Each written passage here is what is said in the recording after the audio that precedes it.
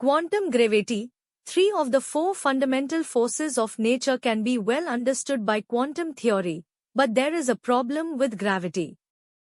Gravity works at a very large scale and quantum theory has not yet been able to reach there.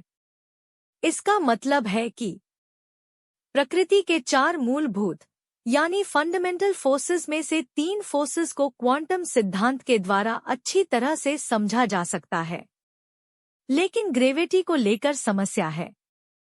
Gravity काफी वृहद स्तर यानी gravity काफी scale पर कार्य करती है और क्वांटम सिद्धांत अभी तक वहां नहीं पहुंच सका है। ग्रेविटी को क्वांटम सिद्धांत के साथ जोड़े के लिए कई विचित्र सिद्धांतों का प्रतिपादन यानी रेंडरिंग किया गया है, जिनमें कुछ के अनुसार रैंडम क्वांटम फ्लक्चुएशंस के साथ अंतरिक्षमय का फैब्रिक उठने लगता है।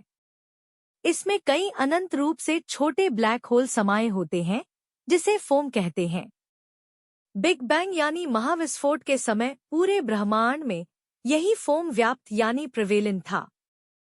इसने अंतरिक्षमय स्पेस टाइम पर प्रभाव डाला जिससे आगे चलकर बड़े तारों व आकाश गंगाओं गैलेक्सीज का निर्माण हुआ। हाल के दिनों में सबसे विख्यात क्वांटम ग्रेविटी सिद्धांत का कहना है कि ब्रह्मांड में कणों व बलों का विकास छोटे लूप या स्ट्रिंग्स के कंपनों से होता है।